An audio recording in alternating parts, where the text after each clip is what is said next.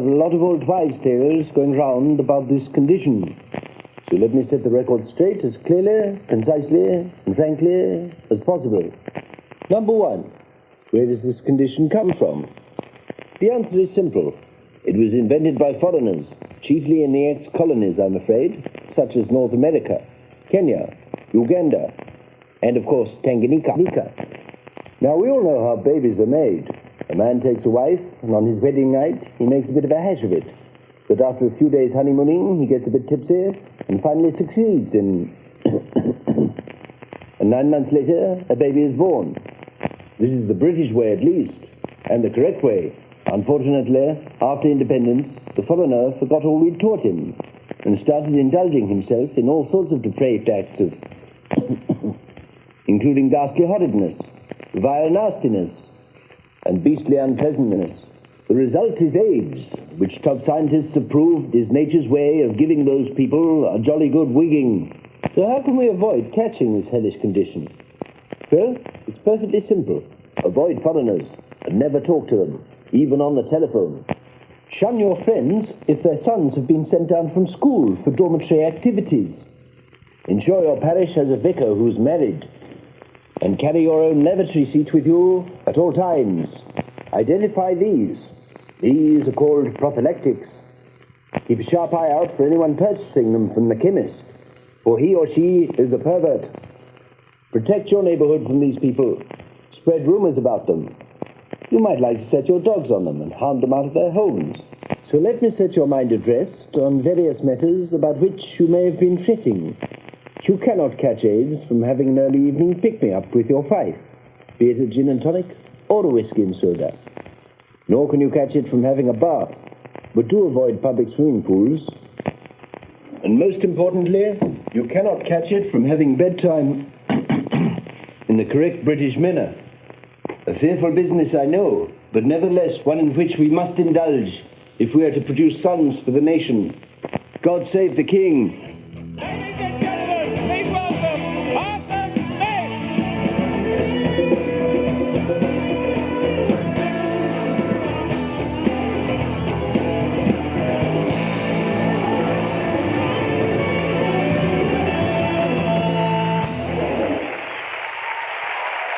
Good evening. My name is indeed Arthur Smith, unless there's anybody here from Streatham Tax Office, in which case I'm Daphne Fairfax. Now, is anybody planning to have sex this evening? I can recommend it because it's very good for you. They say a good bit of sex is equivalent to walking 10 miles, which means that some couples do up to 70,000 miles in a lifetime, and other individuals walk alone even further. But I'm trying to keep fit in other ways too at the moment. I've got these parallel bars at home. What I do is I run at them and try and buy a drink from both of them. But I often wonder when it comes to, sex, what do men and women want from each other? Now, I was reading in a magazine that for a heterosexual woman, the ideal man apparently has the face of Rob Lowe, the body of Daley Thompson, and the bottom of Mick Jagger. Well, what a fucking state that bloke would look, eh? Because he'd be half black, half white, and have an arse that's 20 years older than the rest of his body. Michael Jackson, in fact. Whatever happened to white dog shit?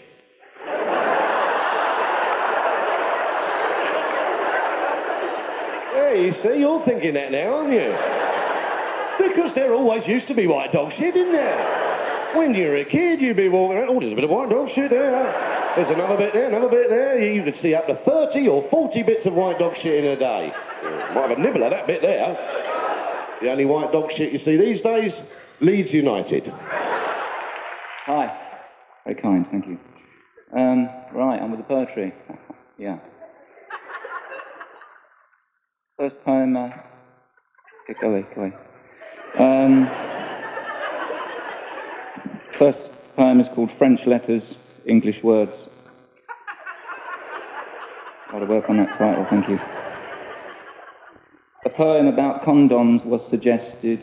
I'll see what I can come up with, I jested. And I considered the phrase electronically tested and imagined the poor little things shot through with voltage and pain and thought of starting a campaign to stop it. And I thought about the campaign to tell penis users that they might cop it without one. A condom, not a penis, that is. Protection and collection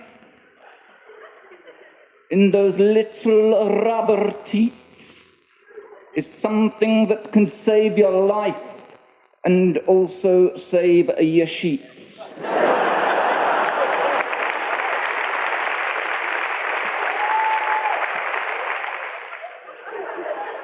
Grandma, she was walking with her dog by the canal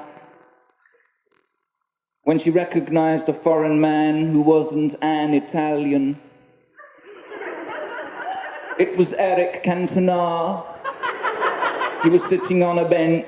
Eric is a football star and Eric's French. Eric Cantona, my grandma's favourite footballer by far. Eric Cantona, he likes to kick the ball under the bar. The dog jumped up on Eric's bench and Eric said, bonjour.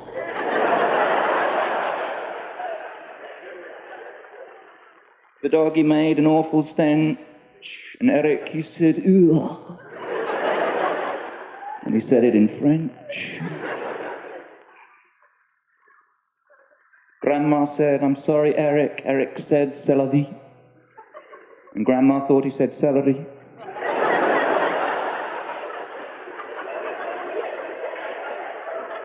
Then Eric spoke in English and he asked the dog his name and Grandma said, I call him Jesus because he isn't just for Christmas.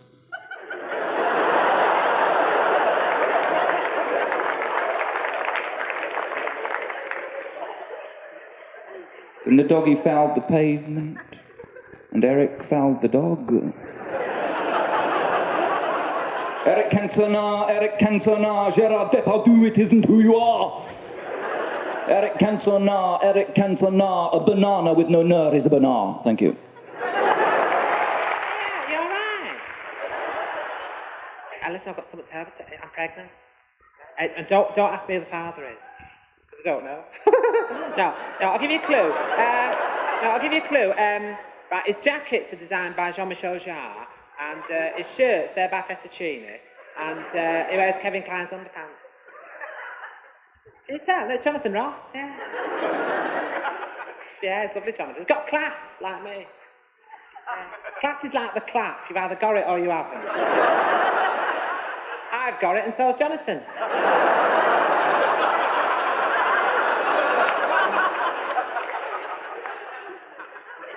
Hey, but listen, lads, if you try to seduce a woman, right, just a couple of tips, right?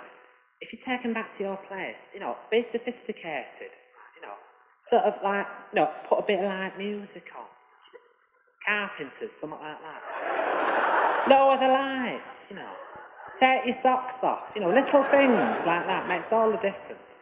If you nip into the toilet, while you're in there, rinse your knob out in the sink.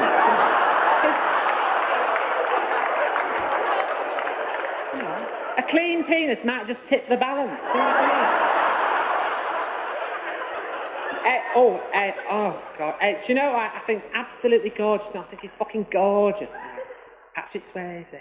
I've seen Dirty Dancing 25 times. Oh, it's fantastic. The bloke round our way is just like Patrick Swayze, yeah. Where's an orthopaedic shoe where it's St John Menzies? Oh, and God, it's lovely. It's really nice. It's an imaginative lover, It's really nice. He'll give me a choice, He'll say, Pauline, do you want me to make love to you? Or do you just want to suck us off? Do you know what I mean? Variety. It's nice. Do you know I can't fucking stand Sinead O'Connor? Honestly, she's a right miserable cow, isn't she? I reckon she'd get her on Generation Game, And then he'd have to say, hey, come on, Sinead, give us a twirl. She'd go, no, I don't want to. Sinead O'Connor, nothing compares to you. Kojak does, don't he? I've had him. Yeah. I was on top. I said, hey, look, I'm on telly.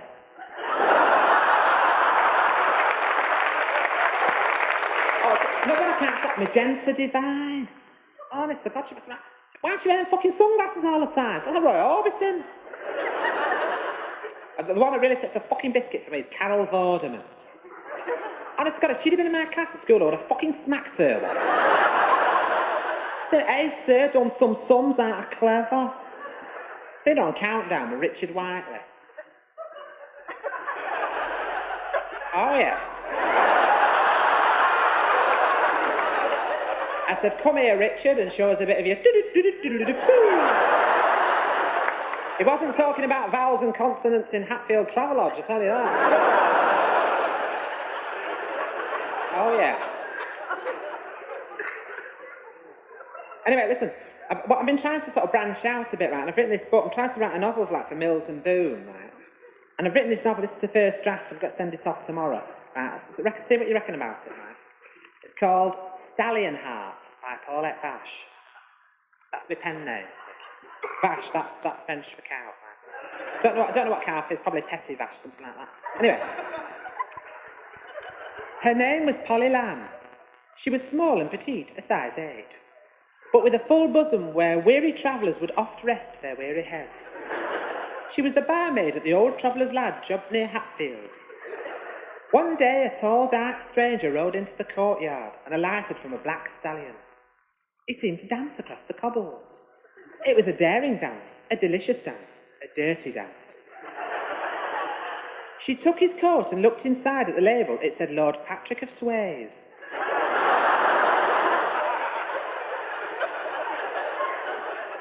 It was made of real cashmere and from Next for Men. Without further ado, she took him to her bedchamber, reached inside his roughshod breeches, and there discovered his stallion-like manhood. Within 40 minutes and 5, he had shot his load thricefold.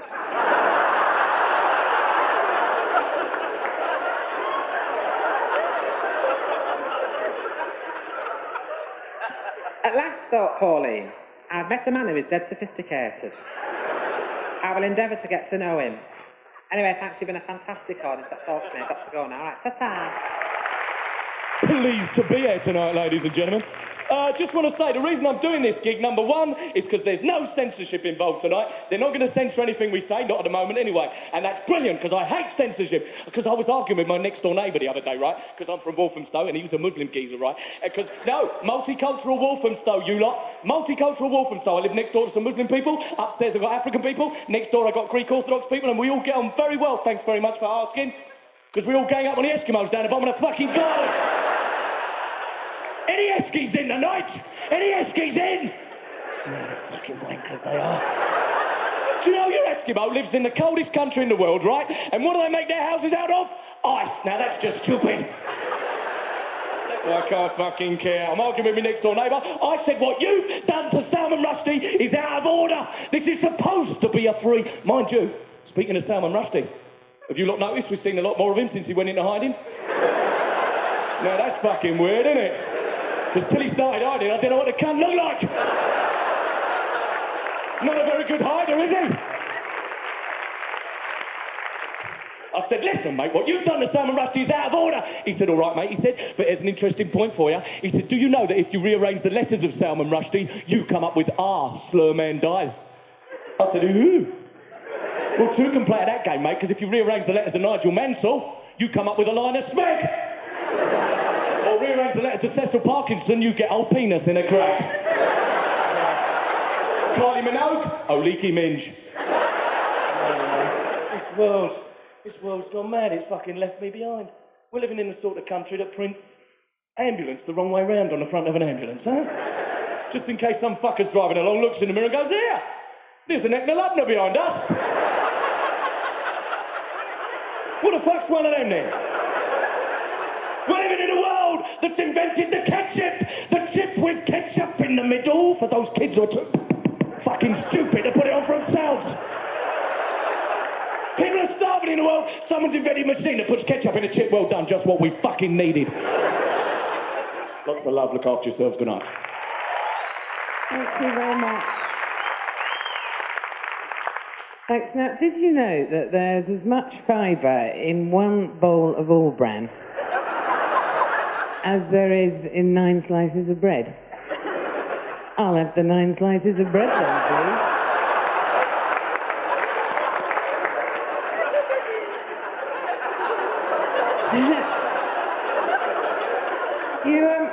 You probably recognise me because I do a bit of modelling in my spare time.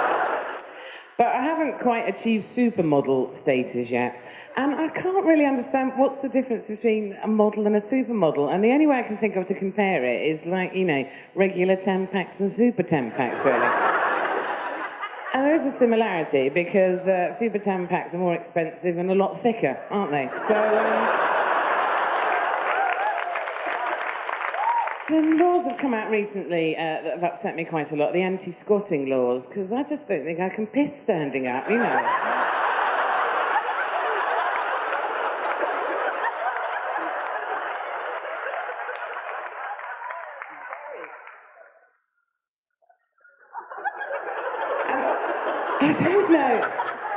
I don't know if many of the acts seem nervous to you. A lot of us are absolutely shitting ourselves before we come on, you know, and lots of people go through strange little rituals, and what a lot of people do is they lie down on the floor in their dressing room. And I tried that, missed the show, couldn't fucking get up. And a bit of bad news for women. Apparently, some judges said recently there's no such thing as PMT. Fuck, no more shoplifting for us then, girls.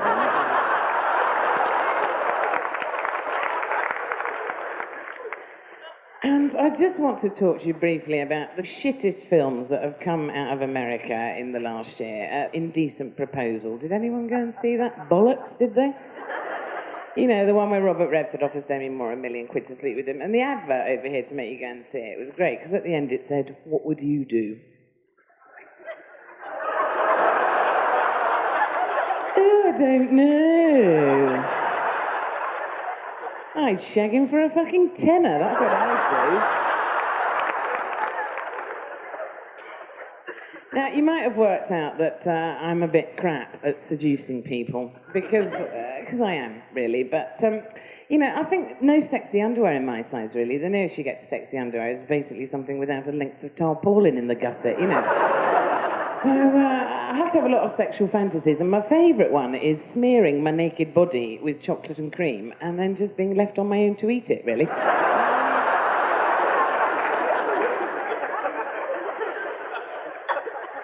And you see, on the very rare occasions that I do actually get a bloke in a room on his own, just seems too good an opportunity to miss, just to punch him in the fucking gob, quite honestly.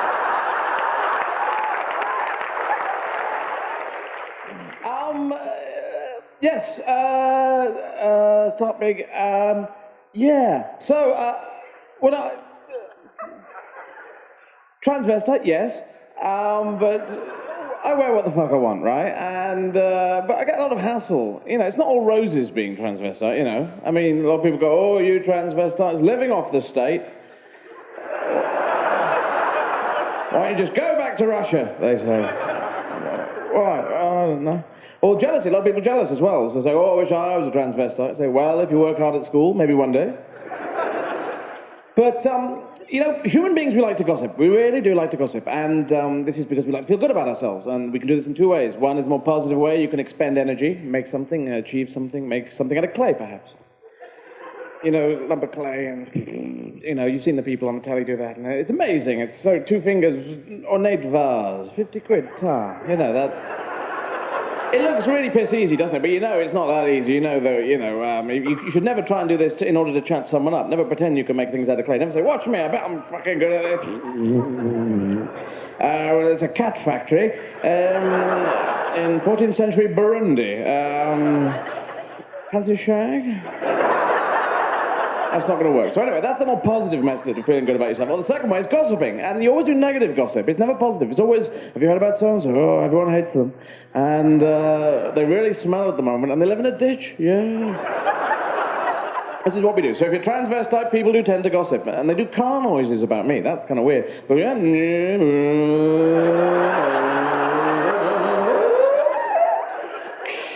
Car crash. Do get a certain amount of stick there from usually from dickhead men in the streets, usually dickhead men, and yeah, they hang out in groups of 5. And I've worked this out because they have a 1/5 of a personality each, so they just hang out. They go, "Oh, it's bloke in a dress, bloke in a dress, hey, bloke in a dress." I told him, yeah. But they do this to women too. I mean, women just walk around, oi, darling, oi, darling. I told her. Good evening, I am the Proclaimers. And I would drive 500 miles and I would drive 500 more to be the bespectacled, four-eyed, myopic piece of shit to fall down and make a penis reference at your door. It's nice to be here tonight. I find it kind of ironic to be invited here tonight to talk to an English crowd about sex. Yeah, kind of like talking to an American crowd about reading, isn't it? Yeah, well, America, of fucking course it is. Why do you think I'm here? I could be in San Francisco in the sun right now, but I made a choice. I picked London in the spring. Hoo-ha. Actually, I'll tell you the reason why I came here. I just wanted to come to a country where I'm really good looking. That's why I came here, ladies and gentlemen. Back home, it's, hey, Buddy Holly, you some kind of dork?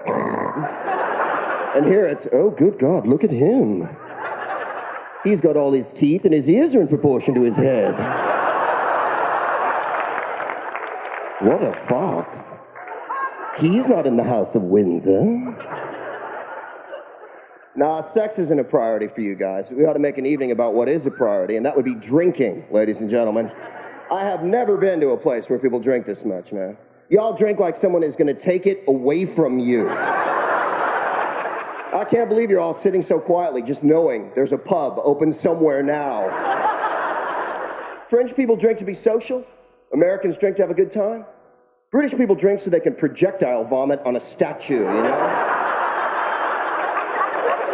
So I want to say happy birthday to my wife tonight. It is my wife's birthday. And I'll tell you, I've known her for 10 years. We've been married for 5 years. And she's, oh, you guys. She's 15 now. And, I'm kidding. She's 12. And, she's one of Jerry Lee Lewis's cousins. And, well,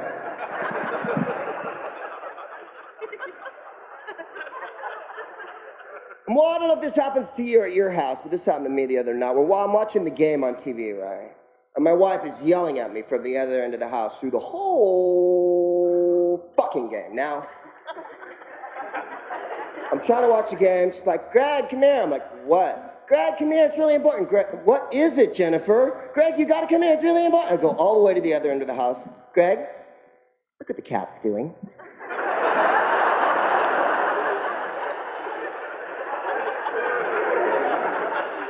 I'm like, no, Jennifer, you look what the cat's doing.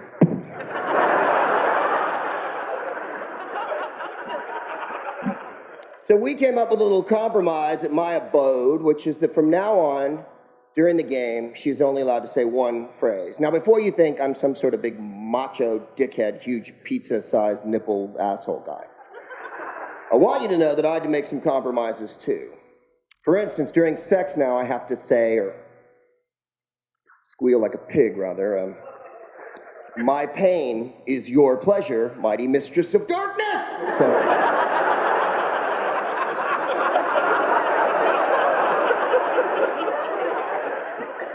not something I'm overly proud of, but as I say, marriage is based on compromise. So from now on, she is only allowed to say one phrase during that game, and that phrase is, here is your sandwich, my well-hung warlord. Thanks a lot, you guys. Peace. Hello? All right? It's lovely to be here. On page 3, Stunner. Girl Tuesday. Topless model and rising media star. I ain't joking, right? My boyfriend is also my manager. I've got a little nickname for him. I call him Pimp.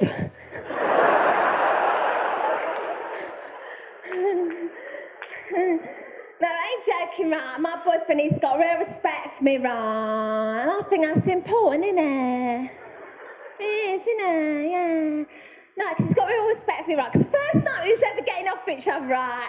We were snogging, right? And then he started putting his hand up my skirt. So I slapped him and I said, "Oh, you, tits first, I'm not a slag."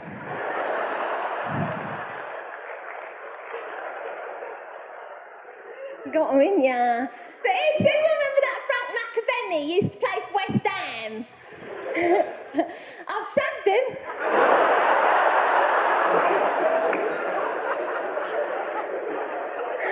Thanks, yeah. Any lesbians in tonight? Oh, no.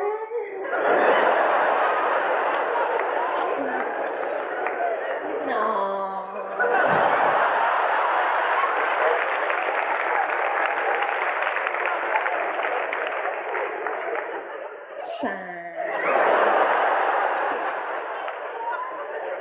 She get very jealous, you see me all dressed up like that.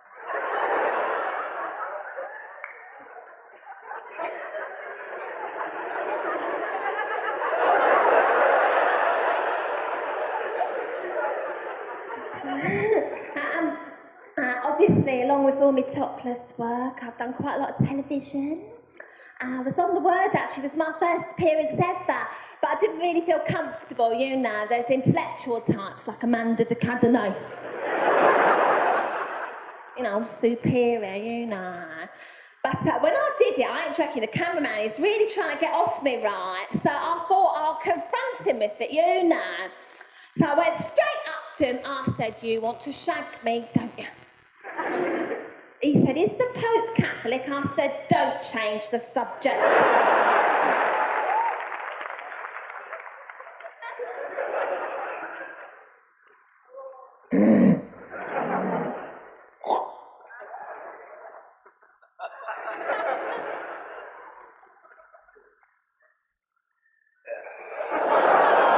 That's right, it's gone now. Hey, do you know what? I think it's great, this. I think it's really good, like, tonight, you know, for the Singing Trust. Because I'm not prejudiced. I'm not prejudiced, right? I don't care who you are, right? You can be gay, straight, bisexual, homosexual, black, white, I don't care who you are. You know, you give me grief, you get a bit of that. Right? You know, and I'm not scared to talk about sex. You know, I'll say, cunnilingus. See, I'm fucking shouting, cunnilingus! See? Don't know what it fucking means, what I say. You know, I know, you know, it's not how women are on the outside. That's not important, you know, it's how they are on the inside of us, how they are as a human being. And the personality, you know. And if they've got big tits, that's a bonus. You know? Yeah, but you got to be very careful when you bring them back to your house, like, because if you're both pissed, you got to be careful. So what I do is I get them to sign a contract, see, a sexual contract. This is what she has to sign, right? She's going to have sex with me. Right. I, being of sound mind and not a bad body, agreed to have a shag with Mr. Paul Calf, right? On his settee, stroke, back of car, right? On my back, on top, and doggy. And any other positions to be mutually agreed. And this is a good bit, right? In the small print, I put here, I also agree, right, that when Paul has come, stroke passed out, to sleep on the wet patch. But hey, a quick word for the lads, right? Seduction, right? It's an art form. You can't just say, "Hello, darling, fancy a shag." You know what I mean? You got to say, "Please." You got to sweet talk 'em, you know. "Hello, what's your name?" "My name's Paul. Do you fancy a shag?" "Please." You know what I mean? You know what I mean? Got to be sophisticated. And don't, for fuck's sake, don't forget the name. Don't forget the name. Write it down, if you have to. On the back, if need be. You know. I always keep a felt tip pen by the bed, you know, just in case. You know, talk to them. While having sex, talk to each other. You know, be polite. Say, you know, would you tickle my balls, please? Would you like me to suck your tits? Start a dialogue, do you know what I mean? But I'm still missing my girlfriend, Julie. She's lovely, she's pissed off. But I've written her this letter to try and get her back, right? See if you reckon this will do the trick. Right? So I've written a letter to her, right? Right. Dear Julie, I can't stop thinking about you. We had some good times and some bad times. Remember when I was sick in the back of that taxi and he threw us out in the middle of the Peak District at 2 o'clock in the morning in the pouring rain and all we had was half a can of lager? And there were bad times as well. Like when we didn't have any lager at all. Yesterday I found your boob tube in the boot of the Cortina. I remember the last time you wore it.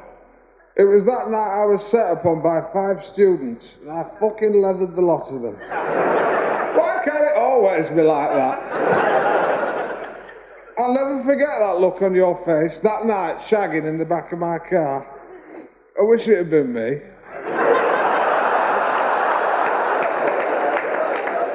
I want you to know I will change. I'm trying to give up 2 of my worst habits, smoking and masturbation. Which I'm finding difficult as I'm a 20-a-day man and I smoke like a chimney. That's not bullshit, yeah. Anyway, hey, do you know, I remember the last time I had sex with Julie.